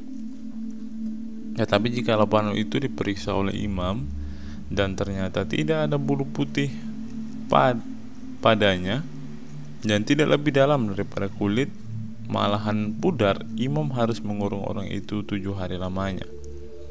Dan jika pano itu memang meluas pada kulit, imam harus menyatakan dia najis, itu penyakit kusta. Tetapi jika pano itu masih tetap tidak meluas, maka itu bekas barah dan imam harus menyatakan orang itu tahir. Atau apabila pada kulit seseorang ada lecur karena api dan daging liar yang timbul pada lecur itu menjadi panau yang putih, kemerah-merahan atau putih, maka imam harus memeriksa panau itu. Bila ternyata bulu pada panau itu berubah menjadi putih dan panau itu kelihatan lebih dalam dari kulit, maka yang timbul di dalam lecur itu adalah penyakit kusta dan imam harus menyatakan orang itu najis, itu penyakit kusta. Tetapi jika menurut pemeriksaannya tidak ada pada panau itu bulu yang putih dan panau itu tidak lebih dalam daripada kulit, malahan pudar, imam harus mengurung orang itu 7 hari lamanya.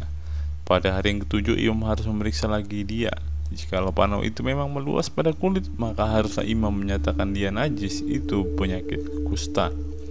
Tetapi jika panau itu masih tetap dan tidak meluas pada kulit, malahan pudar, maka itu bengkak lucur yang imam harus menyatakan dia tahir, sebab itu bekas lecur. Apabila seseorang laki-laki atau perempuan mendapat penyakit kepala atau pada jenggot, imam harus memeriksa penyakit itu. Bila itu kelihatan lebih dalam dari kulit dan ada padanya rambut halus yang kuning, maka imam harus menyatakan orang itu najis karena itu kudis kepala, yakni kusta kepala atau kusta janggut. Dan apabila menurut pemeriksaannya penyakit kudis itu tidak kelihatan lebih dari kulit yang tidak ada padanya rambut yang hitam, maka imam harus mengurung orang yang kena penyakit kudis itu 7 hari lamanya. Pada hari yang ke-7 imam harus memeriksa penyakit itu. Bila ternyata kudis itu tidak meluas dan tidak ada rambut yang kuning padanya dan kudis itu tidak kelihatan lebih dalam dari kulit, maka orang itu harus bercukur.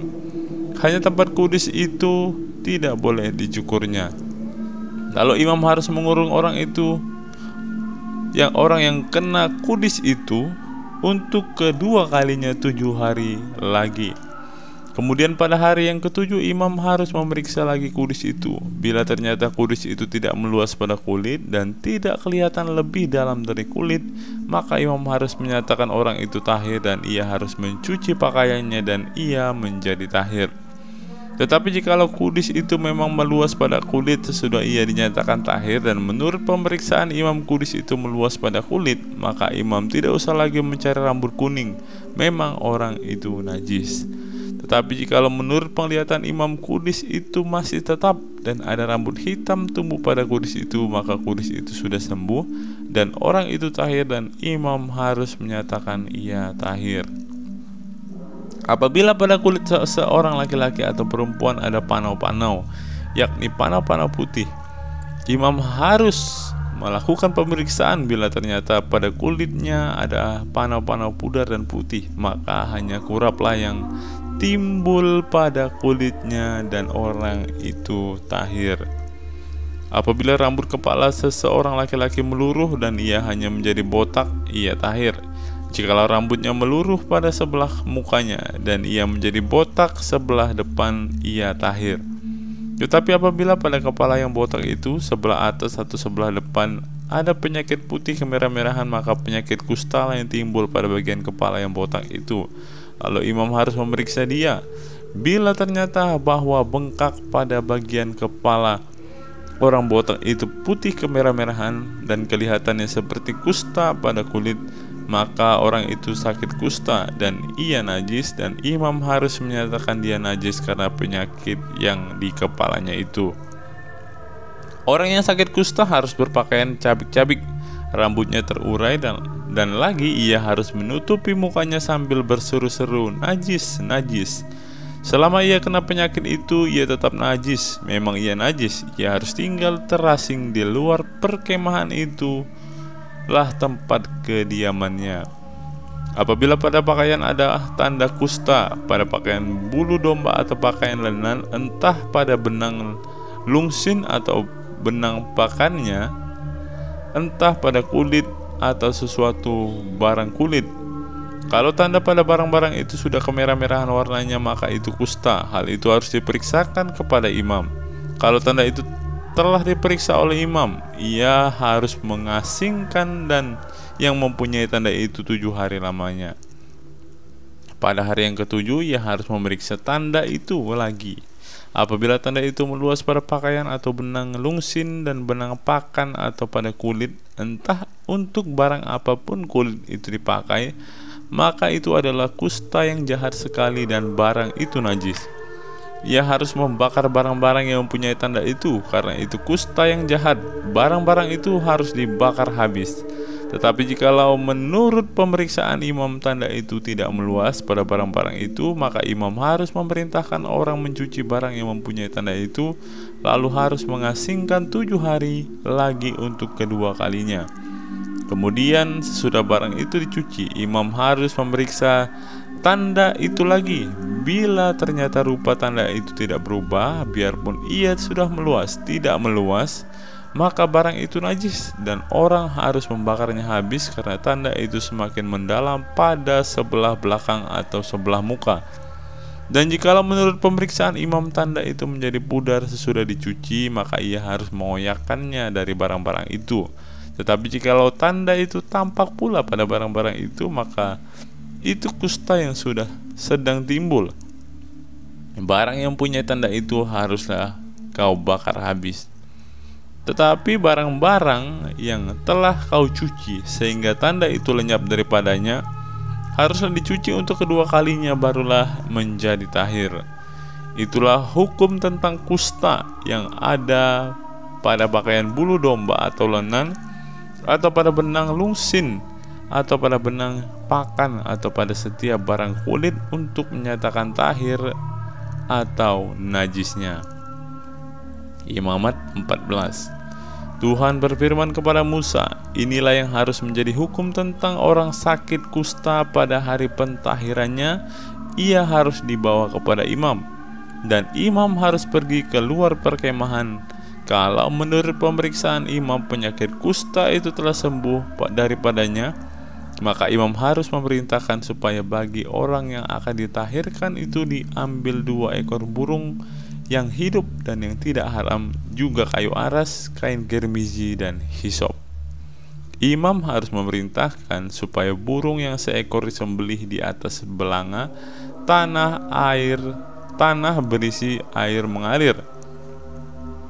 Tetapi burung yang masih hidup haruslah diambilnya bersama-sama dengan kayu aras, kain germiji, dan hisop. Lalu bersama-sama dengan burung itu semuanya harus dicelupkannya ke dalam darah burung yang sudah disembelih di atas air mengalir itu. Kemudian ia harus memercikan 7 kali kepada orang yang akan ditahirkan dari kusta itu, dan dengan demikian mentahirkan dia. Lalu burung yang hidup haruslah dilepaskan ke padang. Orang yang akan ditahirkan itu haruslah mencuci pakaiannya, mencukur seluruh rambutnya, dan membasuh tubuhnya dengan air, maka ia menjadi tahir. Sesudah itu ia boleh masuk ke dalam perkemahan, tetapi harus tinggal di luar perkemahan sendiri 7 hari lamanya.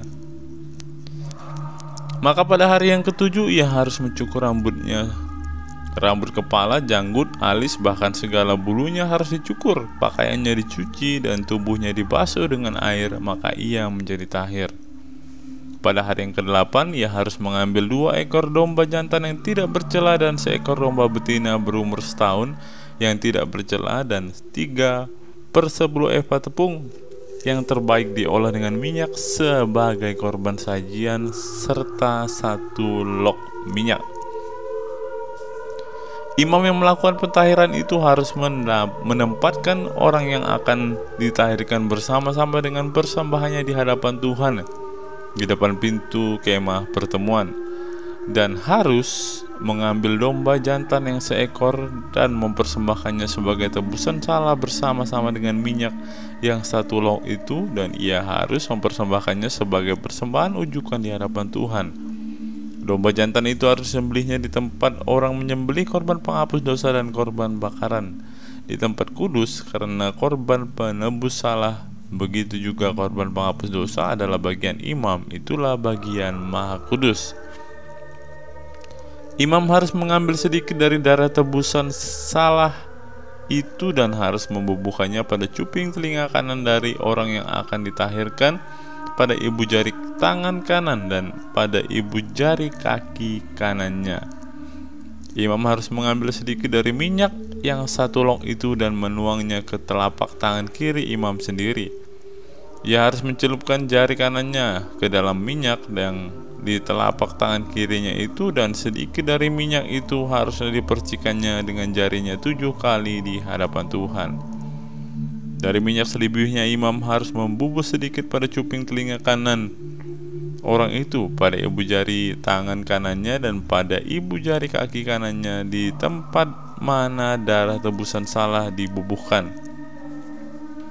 Dan apa yang tinggal dari minyak itu haruslah dibubuhnya pada kepala orang yang ditahirkan. Dengan demikian imam mengadakan pendamaian bagi orang itu di hadapan Tuhan.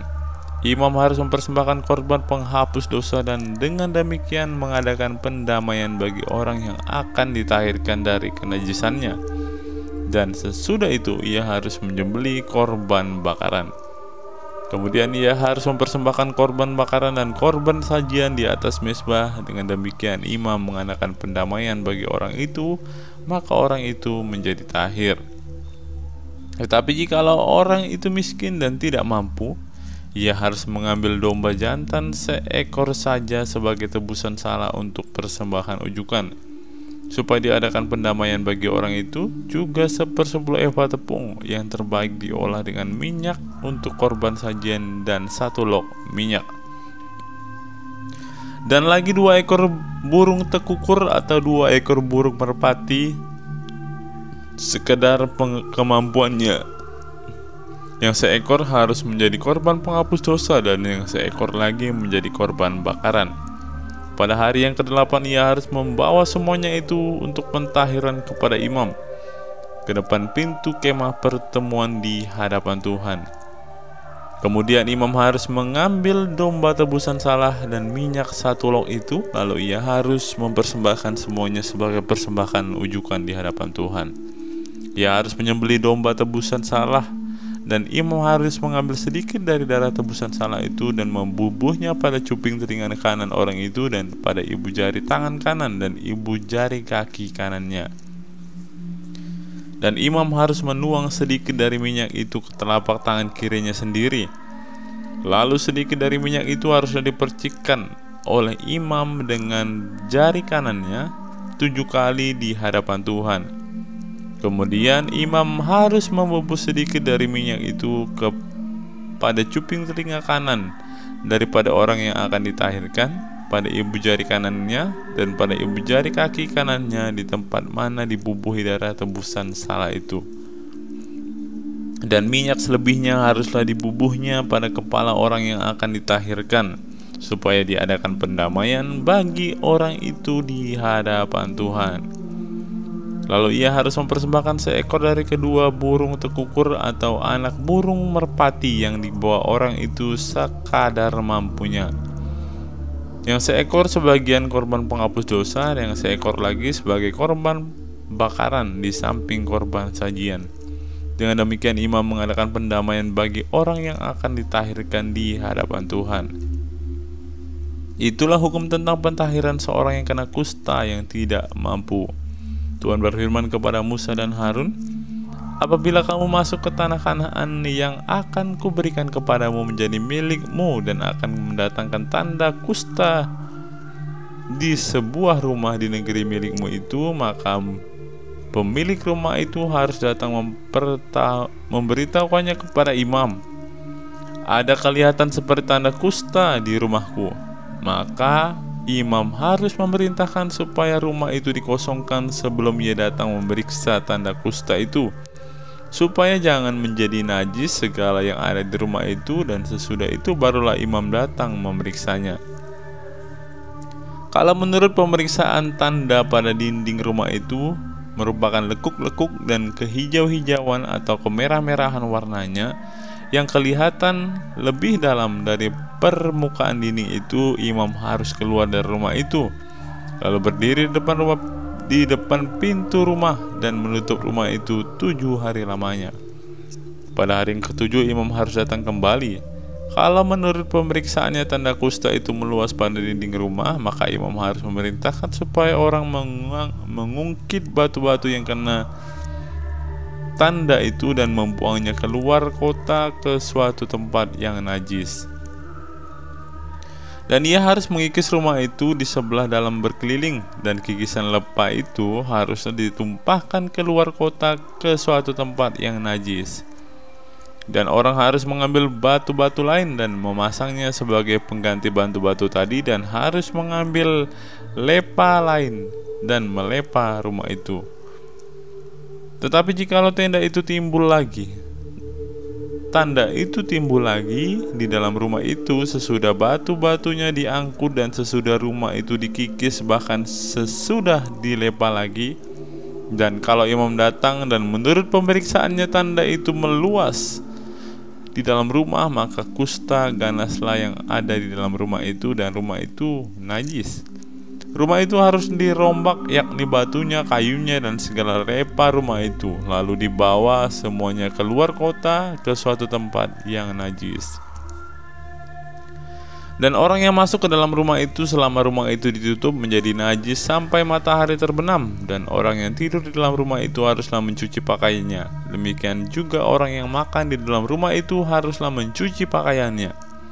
Tetapi jikalau imam datang dan menurut pemeriksaannya tanda itu tidak meluas di dalam rumah itu sesudah dilepa, maka imam harus menyatakan rumah itu tahir karena tanda itu telah hilang. Kemudian untuk menyucikan rumah itu haruslah ia mengambil 2 ekor burung kayu aras dan kain kirmizi dan hisop. Burung yang seekor haruslah disembelihnya di atas belanga tanah berisi air mengalir. Lalu ia harus mengambil kayu aras dan hisop, kain kirmizi dan burung yang masih hidup itu, dan mencelupnya semuanya ke dalam darah burung yang sudah disembelih dan ke dalam air mengalir itu. Kemudian ia harus memercik kepada rumah itu 7 kali.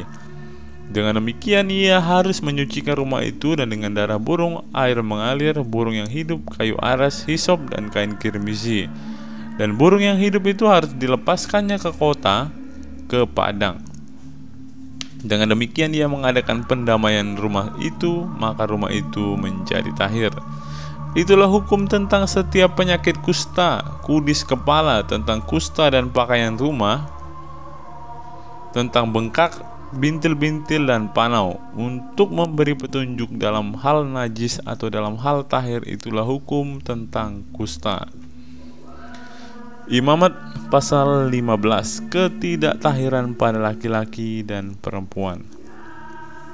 Tuhan berfirman kepada Musa, berbicaralah kepada orang Israel dan katakan kepada mereka, apabila aurat seseorang laki-laki mengeluarkan lelehan, maka najislah ia karena lelehannya itu. Beginilah kenajisannya berhubung dengan lelehannya itu, bila auratnya membiarkan lelehan itu mengalir, atau bila auratnya menahannya sehingga tidak mengeluarkan lelehan, maka itulah kenajisannya. Setiap tempat tidur yang ditiduri orang mengeluarkan lelehan itu menjadi najis, dan setiap orang yang didudukinya menjadi najis juga. Setiap orang yang kena kepada tempat tidurnya haruslah mencuci pakaiannya, membasuh tubuhnya dengan air, dan ia menjadi najis sampai matahari terbenam. Siapa duduk di atas barang yang telah diduduki oleh orang yang demikian haruslah mencuci pakaiannya, membasuh tubuhnya dengan air, dan ia menjadi najis sampai matahari terbenam. Siapa kena kepada tubuh orang yang demikian haruslah mencuci pakaiannya, membasuh tubuhnya dengan air, dan ia menjadi najis sampai matahari terbenam. Apabila orang yang demikian meludahi orang yang tahir, haruslah ia mencuci pakaiannya, membasuh tubuhnya dengan air, dan ia menjadi najis sampai matahari terbenam. Dan setiap pelana yang diduduki orang yang demikian menjadi najis. Setiap orang yang kena kepada sesuatu bekas tempat orang tadi najis sampai matahari terbenam. Siapa yang mengangkatnya haruslah mencuci pakaiannya, membasuh tubuhnya dengan air, dan ia menjadi najis sampai matahari terbenam. Dan setiap orang yang kena kepada orang yang demikian, sedang orang ini tidak mencuci tangan dahulu dengan air, haruslah ia mencuci pakaiannya, membasuh tubuhnya dengan air, dan ia menjadi najis sampai matahari terbenam. Kalau orang itu kena kepada belanga tanah, maka haruslah dipecahkan, dan setiap perkakas kayu haruslah dicuci dengan air. Apabila orang yang demikian sudah bersih dari lelehannya, ia harus menghitung 7 hari lagi untuk dapat dinyatakan tahir, lalu mencuci pakaiannya, membasuh tubuhnya dengan air, maka ia menjadi tahir. Pada hari yang ke-8 ia harus mengambil 2 ekor burung tekukur dan 2 ekor burung merpati, dan datang ke hadapan Tuhan ke pintu kemah pertemuan dan menyerahkan burung-burung itu kepada imam. Lalu imam harus mempersembahkannya, yang seekor sebagai korban penghapus dosa dan yang seekor lagi sebagai korban bakaran. Dengan demikian imam mengadakan pendamaian bagi orang itu di hadapan Tuhan karena lelehannya. Apabila seseorang laki-laki tertumpah maninya, ia harus membasuh seluruh tubuhnya dengan air, dan ia menjadi najis sampai matahari terbenam. Setiap pakaian dan setiap kulit yang kena tumpahan mani itu haruslah dicuci dengan air dan menjadi najis sampai matahari terbenam. Juga seorang perempuan, kalau seseorang laki-laki dengan ada tumpahan mani, maka harus membasuh tubuhnya dengan air, dan mereka menjadi najis sampai matahari terbenam. Apabila seseorang perempuan mengeluarkan lelehan dan lelehannya itu ada darah dari auratnya, ia harus 7 hari lamanya dalam cemar kainnya, dan setiap orang yang kena kepadanya menjadi najis sampai matahari terbenam. Segala sesuatu yang ditidurinya selama ia cemar kain menjadi najis, dan segala sesuatu yang didudukinya menjadi najis juga. Setiap orang yang kena kepada tempat tidur perempuan itu haruslah mencuci pakaiannya, membasuh tubuhnya dengan air, dan ia menjadi najis sampai matahari terbenam.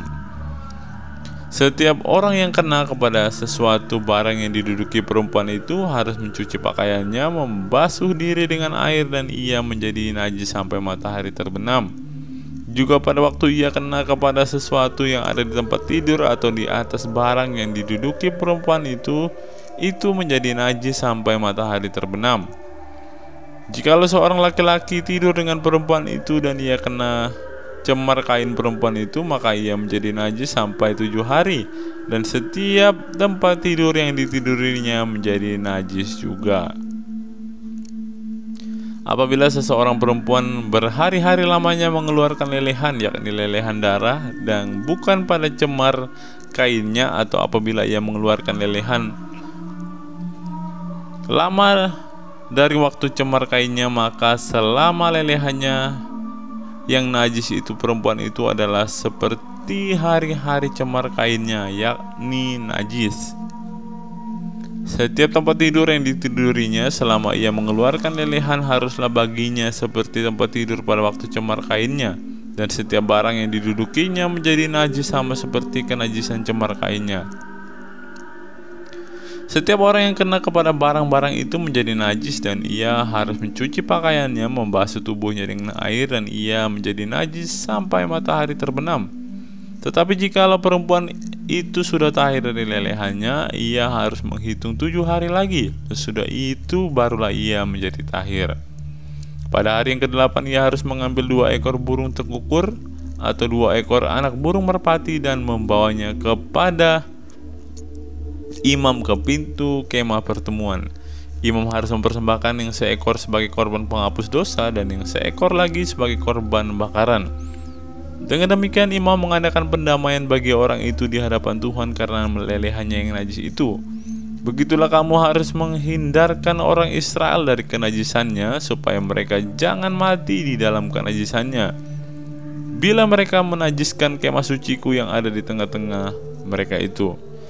Itulah hukum tentang seorang laki-laki yang mengeluarkan lelehan atau tertumpah maninya yang menyebabkan dia najis, dan tentang seorang perempuan yang bercemar kain, dan tentang seseorang baik laki-laki maupun perempuan yang mengeluarkan lelehan, dan tentang laki-laki yang tidur dengan perempuan yang najis.